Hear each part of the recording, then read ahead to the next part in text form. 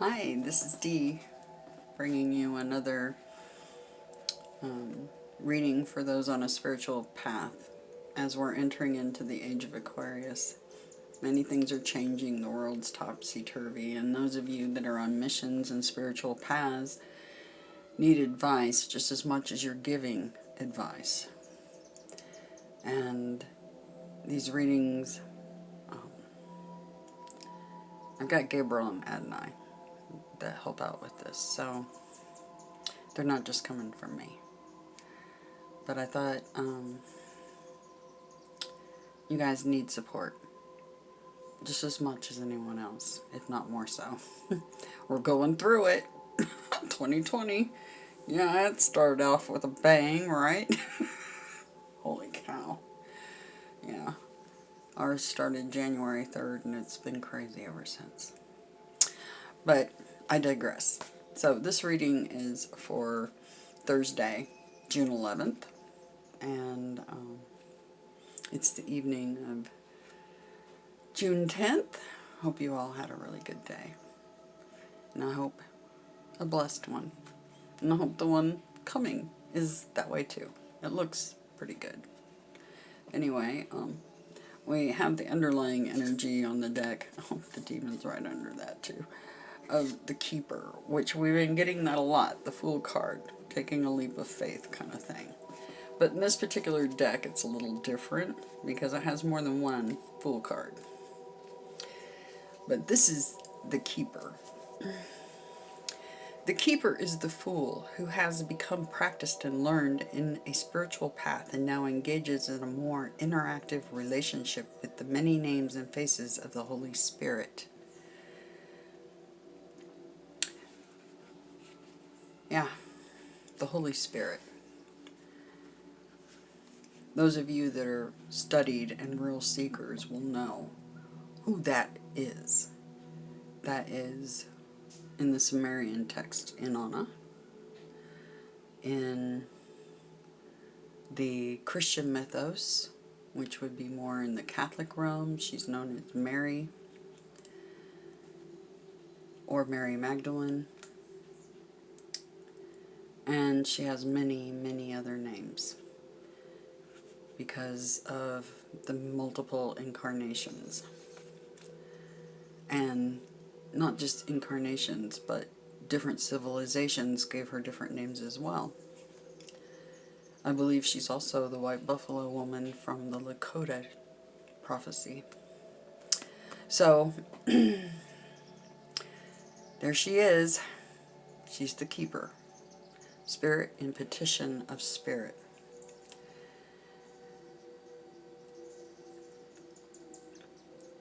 So, this is the Fool who has become practiced and learned in a spiritual path and now engages in a more interactive relationship with the many names and faces of the Holy Spirit. I hope you guys engage her energy at every chance, because we need our mission. The biggest part of our mission is to project love down to the planet, to the people on it, and out to the cosmos. You know, a lot of people, they pray for themselves all the time and they forget to pray for the gods themselves. I pray for them all the time. So, anyway, so that's the underlying current going on here. The Keeper. And then for the overall energy of tomorrow, we're looking at the Nocturne, which is the Two of Orbs. And I will get that up for you here. I love the way she describes these cards. That's why I use specifically her rendition of the cards, because it's as close to properly set as you can get after much study of all the esoteric knowledge that you can acquire, or a good deal of it anyway. So, anyway, that's why I love to use her descriptions. I think they're very eloquently put together. So I do prefer them. The Nocturne.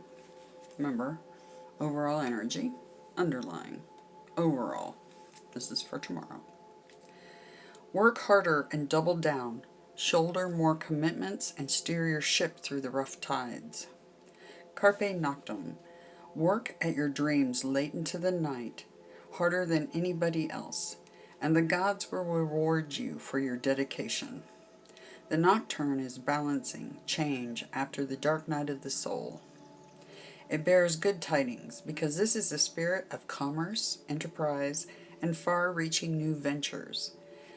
After past failures and disappointments, forming a lemniscate around the twin promises a product is the alchemical black dragon gnawing its own tail. And this is the totem the daemon brought before you by the Nocturne.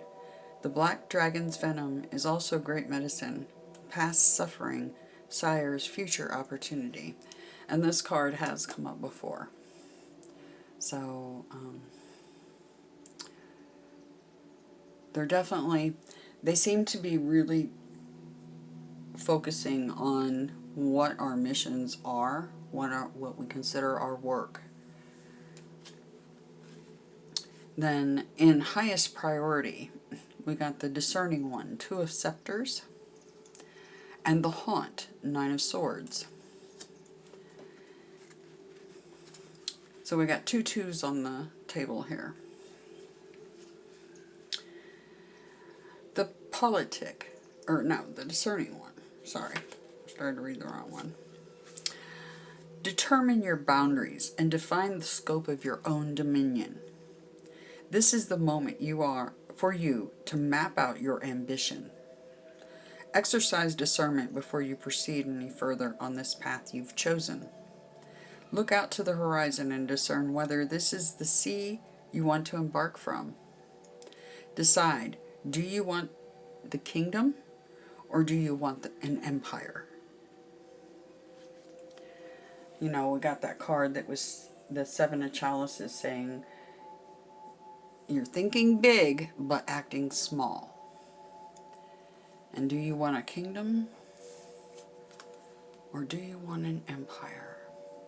We want an empire. We want our age of Aquarius. We want the empire.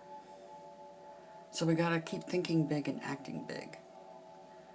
We got to set an example for others to follow. It's really important right now. Really important. Destiny's calling all of us. The Haunt is the next card in highest priority.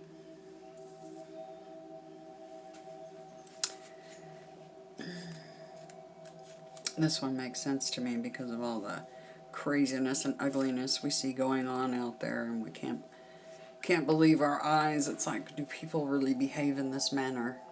Are they devolved? You always hope that they would evolve more, at this point.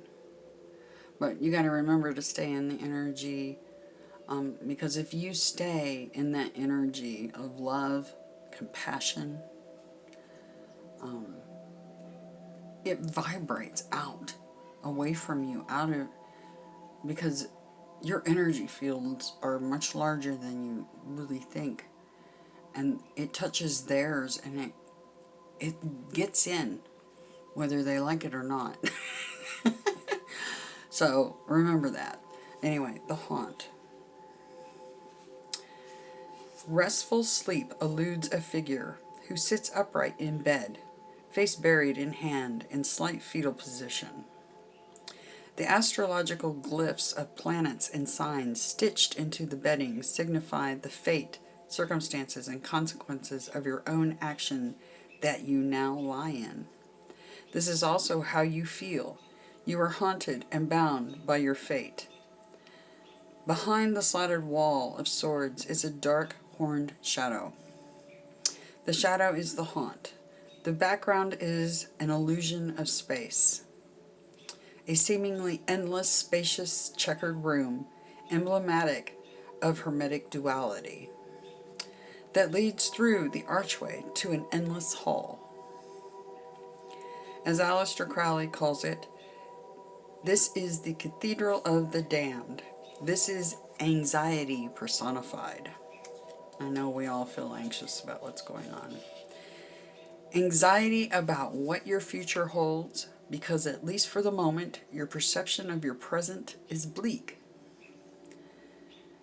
And yet, what the imagery of the Nine of Swords card reflects back to show you is that your perception is an illusion of space. Remember, we're on a holodeck. The only thing that's real down here is love. You feel despair over the cruelty in this world. Yeah, we do. We feel it. We don't like it. We don't like what we see. And you are not wrong. But you are wrong about your helplessness. The haunt is the haunting of our own past actions, our inner demons that we have not resolved, our regrets, and the actions we have taken both against others and against ourselves. The haunt is also your spirit ally, and an appearance during divination made by the haunt could be this beneficent spirit detecting malefic energies or psychic poison arrows in your vicinity and alerting you to such presence. And I believe that is very possible. I think that's, I do know, yeah. I didn't get much sleep last night. But there are those out there that would do anything to stop us from trying to usher in this age of peace and tranquility and love, and stop all the trauma, this trauma-based system that's going on. That's what we're here to do. We're here to stop it, put an end to it. Thus, the haunt is often assigned to conduct a full spiritual cleansing, banishing, and to engage in more proactive shielding or personal protection rituals. And I advise that highly to all of you. Keep your shields up. I personally use a bubble. It's an amazing bubble full of energy. But sometimes we don't reinforce those, and I haven't done that myself in a while. So I will do that. And I hope you guys do too. Make it part of your routine occasionally. If you've done it for a long time, a simple fleeting thought to that field that you have built will re-energize it. But it does take everyday work for a while to get that really good and strong and really big, and then you just have to maintain it with a fleeting thought once in a while, once a week. If you got a really good one, you can go a month without energizing it. Sometimes longer, depends on how good you are at it. Anyway, so the haunt. So they're kind of warning us that there's the nasties, the virus, what I call the virus, is, yeah, it's a problem. Anyway, what to be mindful of and prepare for. We got the shining flame, lighting, and the pry. And that is a Knight of Scepters.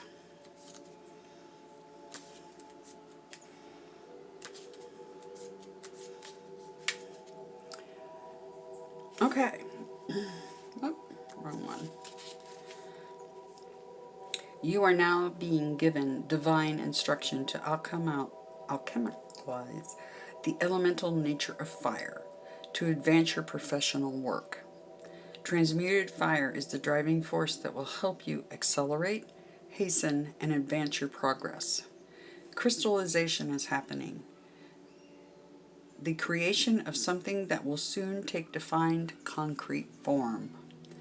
This knight is also a spiritual guide who appears to you to lead you to an awakening. The appearance of this card is a prophecy that awakening is imminent. A spark of creativity will lead you to incredible productivity. Now, one thing I want to point out. The Fool cards, this Two of Pentacles, and this Knight have been out several times. At least, some of them at least twice, and some of them multiple times. I think we've gotten the Fool card probably 3 out of 5 readings in different varying forms. So, yeah. And this Devil card being under here with the Haunt. Make sure you guys are keeping your areas cleansed. And stay grounded. You know, yesterday's reading was suggesting a purifying, the Ace of Chalices, the Holy Grail. I did a baking soda detox bath last night, and even though I was tired and didn't feel up for it, but I did it anyway, and it felt amazing. I also thought I'd mention, you know, there's a young male robin that has been coming here just below where I sit outside the window here. And I start talking to it, and it starts hopping towards the window, and this has happened multiple times. Nell witnessed it too. And I'm talking to it, and it keeps stopping and looking up at the window and hopping closer and closer as I'm talking to it. It's so cute. And he flew up onto a branch so he could sit there and look in the window. It's adorable. Absolutely adorable. Don't forget to send love to the animals too. That's a daily ritual of mine. Sending love down to the planet, out to everybody that's on the planet, and out to the cosmos. And when I say the planet, I'm talking about all the animals as well. I do love them so much. But anyway, I hope you guys have an absolutely fantastic Thursday, June 11th. And keep all this in mind. Do your protection. Keep doing your missions. You're on track. Okay? Love you out to the moon, past the stars, out past the cosmos and back. More times than you could ever count. Anyway. Take care.